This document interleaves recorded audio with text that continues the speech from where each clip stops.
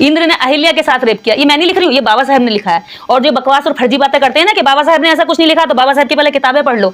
बाबा साहब कहते हैं जो इनकी पुरानी रूढ़ियों पे चोट करेगा, जो सुधार की बात करेगा, ये रूढ़िवादी जो पागलों का झुंड है, ये कुत्तों की तरह उन पे टूट पड़ेगा। ये मेरी लाइन नहीं है, ये बाबा साहब डॉक्टर अंबेडकर की लाइन है। ये अभी फोटो खींच के आपको दूंगी, आप इसमें ऐड करना। इस देश के अंदर जागरूक लोगों को दबाना चाहते हैं, तुम्हें कुछ और नहीं मिला, तुम क्यों देवी देवताओं की शक्तियों से नहीं दबा पाए, तुम अपने श्राप देके नहीं दबा पाए। अगर तुम में दम है तो श्राप देके भस्म कर दो ना निर्देश को। और ये बात मत कहना दोबारा कि बाबा साहब कहते हैं। इनके भी तो सालों हो गए, 33 करोड़ देवी देवताओं को गुणगान करते रहते हैं, हजारों मंदिर बनाते रहते हैं। क्यों भाई, हजारों सालों से इन्हीं के पीछे लगे रहोगे क्या? छोड़ो ना, फेंको ना, कितना लंबा समय हो गया। बाबा साहब डॉक्टर अंबेडकर को तो अभी 70-72 साल हुए संविधान लिखे हुए, 75 साल हुए मात्र। इतने दिन में उन्होंने करोड़ों लोगों को जीवन सुधार दिया। तुम्हारे 33 करोड़ ने कितनों का जीवन सुधारा, बताओ ना। पहले से अब बहुत सारी चीजें परिवर्तित हो गई ना। अब देखिए ना, हिंदू भाई ब्राह्मण हो या शूद्र हो, एक थाली में बैठ के खाना खाते। समानता आप कैसी चाहिए आप लोग? क्या दलित कुत्ता है जो उसके साथ खाना खाने से कोई वो, या ब्राह्मण भगवान है जो उसके साथ खाना खाने से वो अमर हो गया? भगवान को धज्जियां उड़ाते उड़ाते पेरियार जी 95 साल के होकर मरे, ठीक है।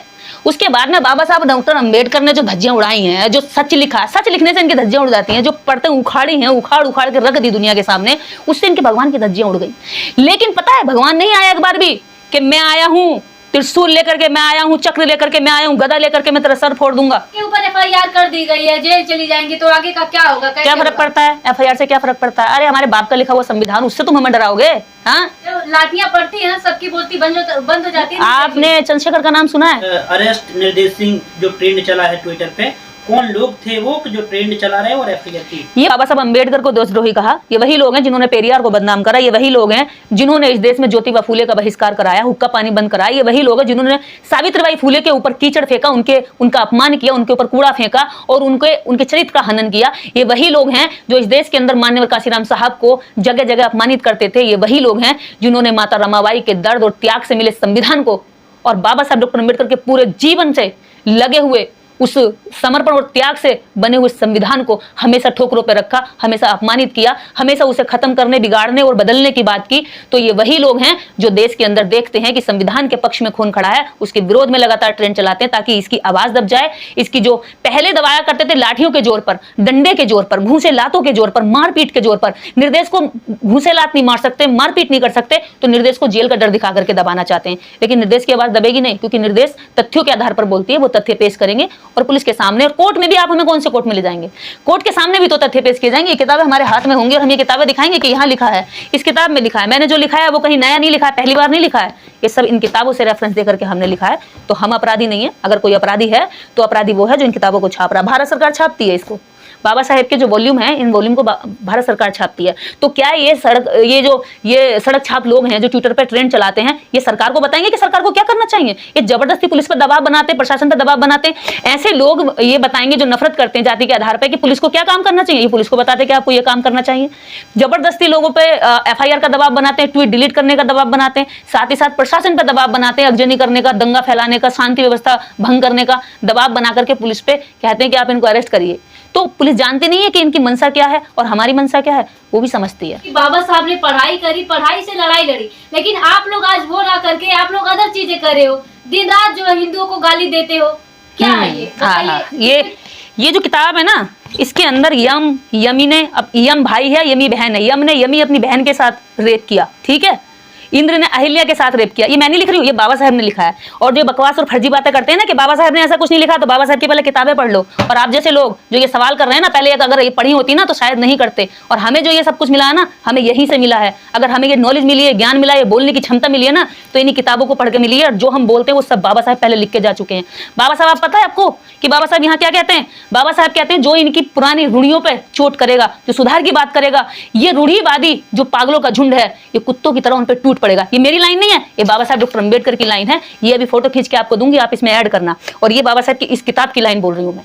तो बाबा साहब का नाम लेकर के इस देश के अंदर जागरूक लोगों को दबाना चाहते हैं। तुम्हें कुछ और नहीं मिला, तुम क्यों देवी देवताओं की शक्तियों से नहीं दबा पाए, तुम अपने श्राप देके नहीं दबा पाए। अगर तुम में दम है तो श्राप देके भस्म कर दो ना निर्देश को। क्यों बेकार की आफताफी मचाते हो? संविधान से नफरत करते हो और संविधान के दिए कानून उसका दुरुपयोग करके निर्देश जैसे लोगों को फंसाना चाहते हो, तो ये दोगलापन नहीं चलेगा। आप लोग जो बाबा साहब की बातें लिखी है उसी को लेके बार बार सामने आते, चाहे मीडिया के सामने, चाहे आंदोलन पे बैठ जाते, बार बार यही आप किसके लिए? आप लोग जो है अपना क्या कर रहे हैं बताइए, अपने हिसाब से क्या कर रहे हैं? ये हम ही तो कर रहे हैं, और क्या कर रहे हैं? बाबा साहब अब नहीं है, संविधान को कौन बचाएगा? हम जिंदा हैं, हम ही बचाएंगे ना, मुर्दा लोग तो नहीं बचाएंगे, या संविधान के विरोधी लोग तो नहीं बचाएंगे। जो जिंदा कौमें हैं, जो जिंदा लोग हैं, जो रिस्क लेने की क्षमता रखते हैं, जो सवाल और जवाब देने की क्षमता रखते हैं, वही लोग बचाएंगे ना। वो बेचारा दूर दराज में रहने वाला हमारा गांव का गरीब समाज तो नहीं बचाएगा, जिसको सदियों से शिक्षा देने का अधिकार नहीं लिया, जिसको स्कूलों में नहीं घुसने दिया। आज भी हमारी कई पीढ़ियां ऐसी है जो मेरी दादी परदादी, मेरी माँ तक नहीं पढ़ी हुई है, अनपढ़ है। हम पहले पढ़े, फिर अपनी माँ को हस्ताक्षर करना सिखाया। तो क्या वो बचाएगी संविधान आकर के? जो हमारे गांव की गरीब जो जनता है, जिसको पता नहीं है संविधान के बारे में, सरकारों ने संविधान के बारे में छुपा के रखा, तो क्या गरीब लोगों के भरोसे छोड़ दें हम कि संविधान बर्बाद होता रहे, देखते रहें? तो ये हम बचाएंगे। क्यों? क्योंकि हम जैसे लोगों ने जब पढ़ा है तभी हम लोगों को बोलने की क्षमता आई है। और मैं जानती हूं कि जब जब जो लोग पढ़ लेंगे उनमें क्षमता आएगी, उनमें ताकत आएगी। और ये बात मत कहना दोबारा कि बाबा साहब कहते हैं। इनके भी तो सालों हो गए, 33 करोड़ देवी देवताओं को गुणगान करते रहते हैं, हजारों मंदिर बनाते रहते हैं। क्यों भाई? हजारों सालों से इन्हीं के पीछे लगे रहोगे क्या? छोड़ो ना, फेंको ना, कितना लंबा समय हो गया। बाबा साहब डॉक्टर अम्बेडकर को तो भी 70-72 साल हुए संविधान लिखे हुए, 75 साल हुए मात्र। इतने दिन में उन्होंने करोड़ों लोगों को जीवन सुधार दिया। तुम्हारे 33 करोड़ ने कितनों का जीवन सुधारा? बताओ ना। पहले से अब बहुत सारी चीजें परिवर्तित होगी ना। अब देखिए ना, हिंदू भाई ब्राह्मण हो या शूद्र हो, एक थाली में बैठ के खाना खाते। समानता आप कैसी चाहिए आप लोग? क्या दलित कुत्ता है जो उसके साथ खाना खाने से कोई वो, या ब्राह्मण भगवान है जो उसके साथ खाना खाने से वो अमर हो गया? क्यों? ब्राह्मण के साथ खाना खाने से दलित का क्या फायदा है? आप लोग जिस समानता, यही जातिवाद है, यही जातिवाद है पत्रकार महोदया, यही सबसे बड़ा जातिवाद है कि ये दिखा रहे हैं कि हमने उसके साथ खाना खा लिया।